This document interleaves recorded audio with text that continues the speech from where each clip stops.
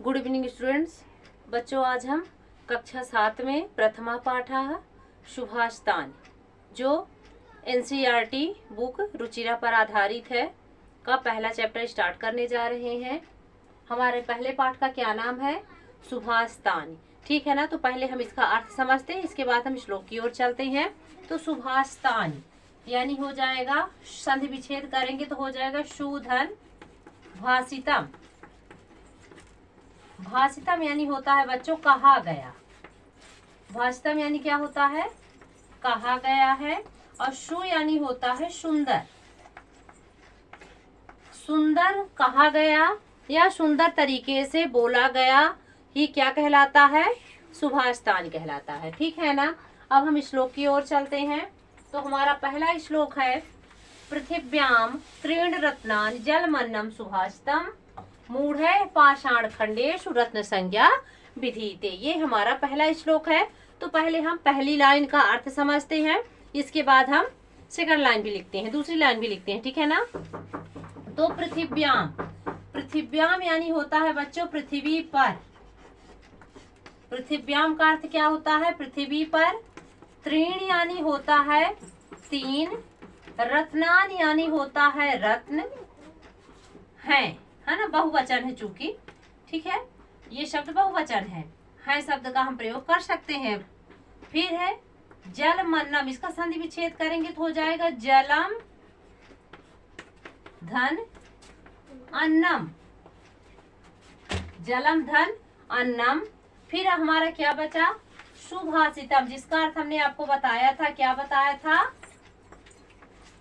शूधन भाषितम, अर्थात क्या हो गया? सुंदर। भाषित यानी होता है कहा गया या वचन, एक ही चीज है, तो हो जाएगा सुंदर वचन। ठीक। पृथ्वी पर तीन रत्न हैं, जल, अन्न और सुंदर वचन। ये हो गया बच्चों हमारे श्लोक की पहली लाइन का अर्थ। पृथ्वी पर तीन रत्न हैं, जल धन जलम धन अन्नम, यानी जल, अन्न और सुंदर वचन। ठीक। दूसरी लाइन हमारी है,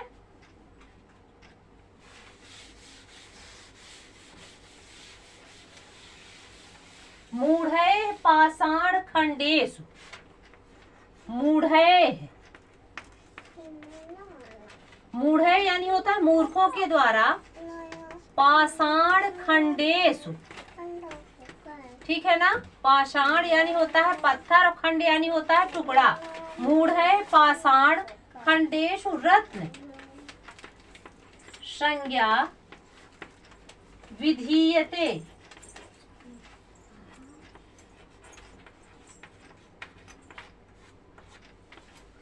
मूढ़े पाषाण खंडेषु रत्न संज्ञा विधीयते।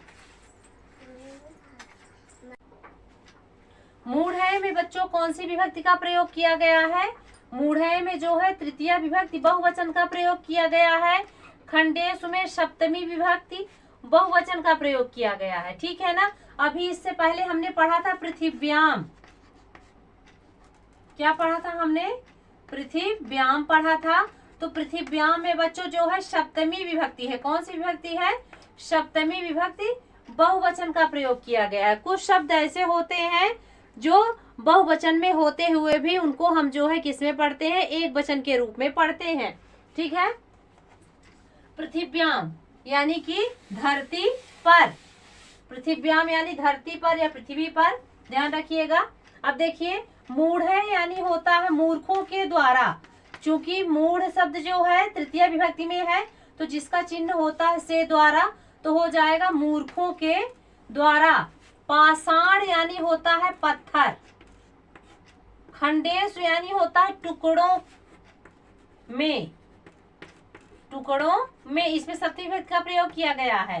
रत्न संज्ञा, रत्न की संज्ञा। और क्या क्या कहा गया है? या रत्न का नाम, ऐसे कुछ हम बोल सकते हैं। रत्न की संज्ञा, रत्न संज्ञा या रत्न का नाम।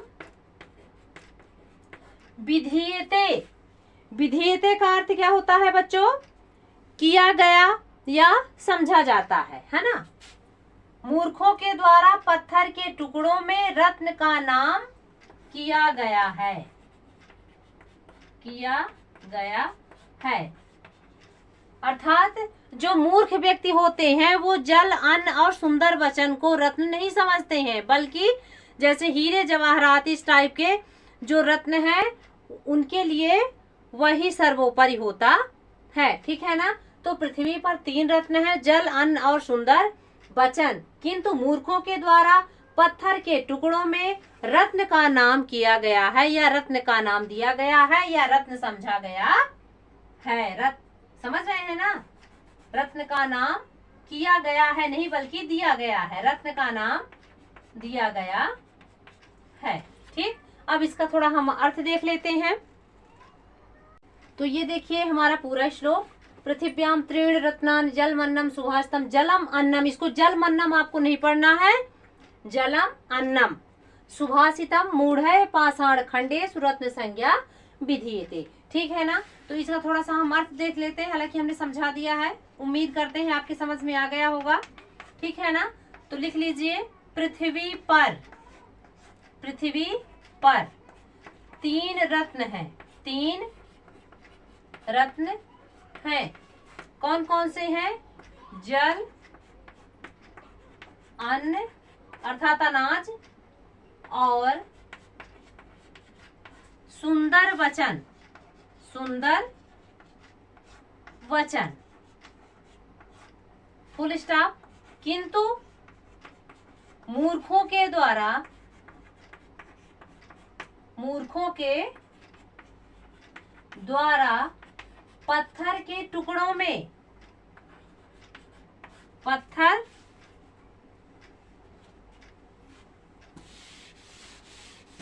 के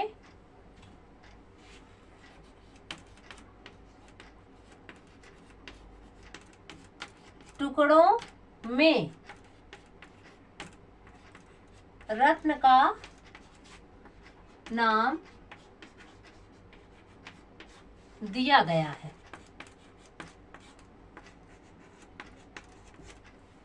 तो ये हो गया बच्चों हमारे पहले श्लोक का अर्थ। हमने इसको विभक्ति सहित समझाया है आपको, और इसका अर्थ भी लिखा दिया। इसे एक बार अच्छे से आप ध्यान से देख लें, समझ लें, या फिर स्क्रीनशॉट ले लें। ठीक है ना। आगे देखते हैं, हमारा 2nd नंबर श्लोक है, सत्येन धारिते पृथ्वी। यहाँ पे देखिए, सत्येन धारिते पृथ्वी। सत्येन यानी होता है सत्य द्वारा, सत्य द्वारा। सत्येन में तृतीय विभक्ति का प्रयोग किया गया है, एक वचन तृतीय विभक्ति। धारिते, धारण किया जाता है।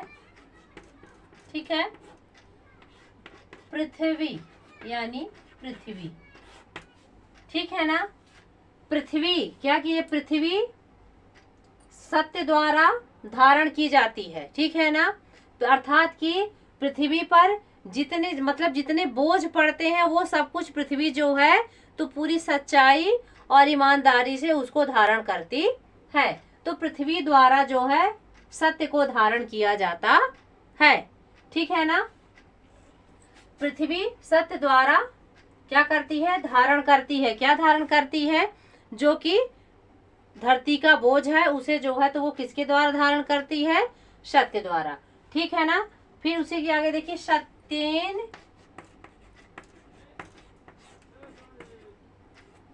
तपते रवि। रवि यानी होता है सूर्य। सत्येन यानी होता है सत्य द्वारा। सत्येन यानी सबका अर्थ एक ही है, सत्य द्वारा। तपते यानी जलता है।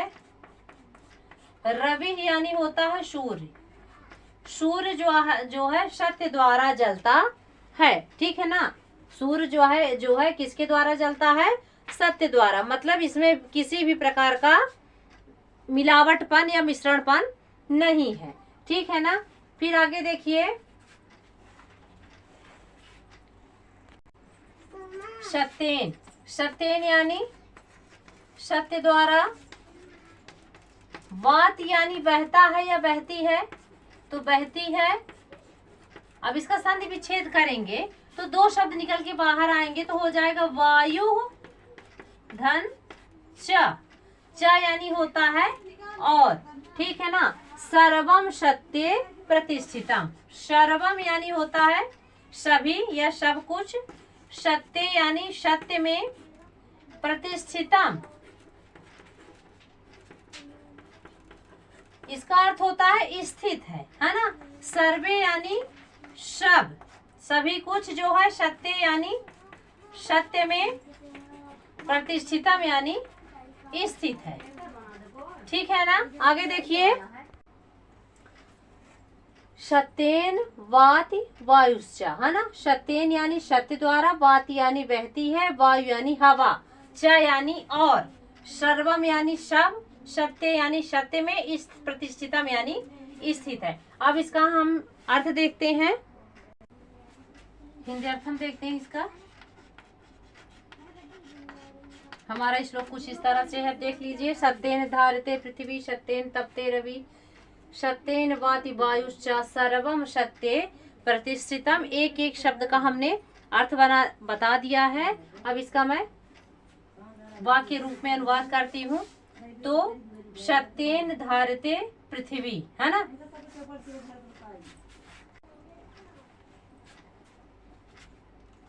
पृथ्वी सत्य के द्वारा धारण करती है, पृथ्वी सत्य द्वारा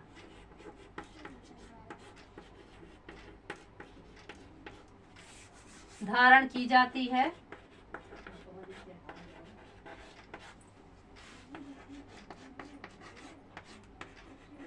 पृथ्वी जो है सत्य द्वारा धारण की जाती है। सूर्य सत्य द्वारा जलता है या उष्मा देता है। सूर्य सत्य द्वारा जलता है, जलता है या उष्मा देता है। उष्मा यानी गर्मी, है ना, देता है, ठीक है। हवा, वायु यानी हवा, वात यानी बहती है। हवा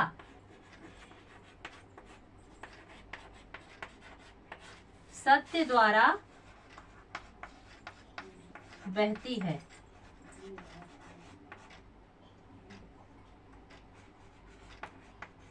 च यानी और, है ना, और सब सत्य पर ही क्या है, स्थित है। सत्य में, सब और सब सत्य में स्थित है, स्थित है। इसे आप अच्छे से देखिए। सत्येन धारते पृथ्वी, सत्येन तपते रवि, सत्येन वाति वायुश्च, सर्वम सत्ये प्रतिष्ठितम। पृथ्वी सत्य द्वारा धारण की जाती है, अर्थात पृथ्वी पर जो कुछ भी बोझ होता है वो सब क्या किया जाता है, पृथ्वी द्वारा एकदम सत्य से धारण किया जाता है। सूर्य जो उष्मा देता है, गर्मी देता है, वो भी पूरे सत्य के साथ देता है ना। हवा सत्य द्वारा बहती है और सभी कुछ इस सृष्टि में, इस प्रकृति में जो कुछ है वो सब सत्य पर ही स्थित है या प्रतिष्ठित है। तो ये हो गया हमारा सेकंड नंबर श्लोक। अब है हमारा थर्ड नंबर श्लोक। दाने तपसि शौर्ये च विज्ञाने विनये विस्मयो न ही कर्तव्यो बहुरत्ना वसुंधरा। इसे आप लिख लें अच्छे से। सबसे पहले हम इस श्लोक की पहली लाइन समझते हैं। दाने तपसि शौर्ये च विज्ञाने विनये नये, ठीक है ना। दाने तपसि शौर्ये च विज्ञाने विनये नये। दाने दान में, ठीक है। तपस तपस्या में, शौर्य यानी शौर्य में या बल में, ठीक। विज्ञाने यानी विज्ञान में, विनय यानी विनम्रता में, नय यानी होता है नीति में। नय यानी क्या होता है, नीति में, ठीक है ना। आगे इसका श्लोक का अर्थ क्या है, आगे है विस्मयो न ही कर्तव्यो बहुरत्ना वसुंधरा, मतलब कि विस्मयो यानी आश्चर्य नहीं करना चाहिए बहुरत्ना वसुंधरा, क्योंकि ये जो धरती है, ये जो पृथ्वी है, तो अनेक रत्न को या अनेक अद्भुत वस्तुओं को धारण करने वाली है, इसलिए इन सब में आश्चर्य नहीं करना चाहिए। दाने तपस शौर्य चा विज्ञाने विनय, चा शब्द का प्रयोग जो है बच्चों यहाँ पे होगा, ठीक है ना। दान में, तपस्या में, शौर्य में, विज्ञान में, विनम्रता में, और यहाँ पे क्या हो जाएगी, चा शब्द का प्रयोग, जिस चा का अर्थ क्या होता है, और होता है ना, तो इसका प्रयोग कहाँ पे होगा, यहाँ पे, विनय नय, विनम्रता में और नीति में। क्या नहीं करना चाहिए, विस्मयो ना कर्तव्यो, है ना, क्या नहीं करना चाहिए, आश्चर्य नहीं करना चाहिए, क्योंकि बहुरत्ना वसुंधरा, अर्थात वसुंधरा यानी क्या होता है, धरती, ये धरती जो है अनेक रत्न को धारण करने वाली है, इसलिए जो है तो इन सारी चीजों में आश्चर्य नहीं करना चाहिए। अब हम इसका अर्थ बताते हैं अनुवाद सहित। दाने तपस शौर्य चा विज्ञाने विनय विस्मयो नाही कर्तव्यो बहुरत्ना वसुंधरा, ठीक है ना। तो अर्थ देखते हैं। दाने यानी दान में, ये देखिए ये जितने सारे यहाँ पे शब्द दिए हैं बच्चे, जैसे दाने तपस शौर्य विज्ञाने विनय नए, इन सभी में जो है सप्तमी विभक्ति का प्रयोग किया गया है। वसुंधरा यानी होता है धरती, ठीक है ना। तो देखिए दाने यानी होता है दान में,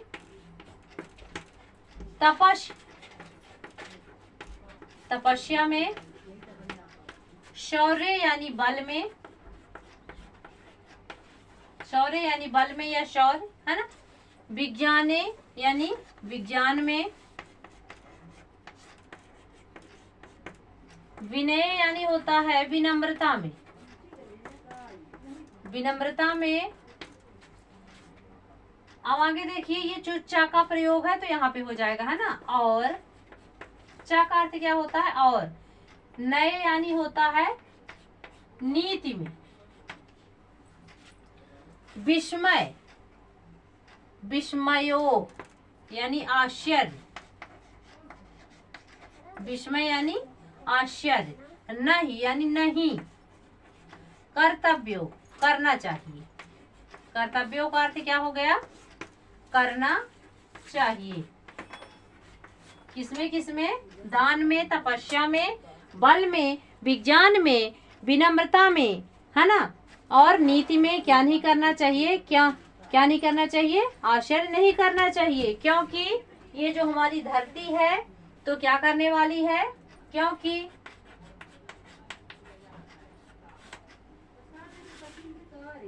पृथ्वी जो है या धरती, कुछ भी आप लिखिए, अनेक रत्नों को बहु यानी होता है बहुत सारे या अनेक, ठीक है ना, रत्न यानी रत्न, अनेक रत्नों को क्या करने वाली है, धारण करने वाली है, धारण करने वाली है। तो इन सारी चीजों में आश्चर्य नहीं करना, ठीक है ना, क्योंकि ये जो हमारी धरती है, हमारी पृथ्वी है, ये कई रत्नों को, अनेक रत्न को धारण करने वाली है, तो इसके सामने जो है ये सारी चीजें छोटी हैं, ठीक है ना। तो ये था बच्चों हमारा कक्षा 7 में प्रथमा पाठा सुभाषित श्लोक का श्लोक नंबर 1, 2 और 3 का अर्थ, जिसे हमने आपको एक एक शब्द को समझा दिया है। अगला हमारा श्लोक जो है, 3 श्लोक और बचे हुए हैं, तो इसे जो है तो हम नेक्स्ट वीडियो में कंप्लीट करेंगे। तब तक आप इसे अच्छे से ध्यान से पढ़िए, समझिए और अपनी उत्तर पुस्तिका में लिखिए। धन्यवाद।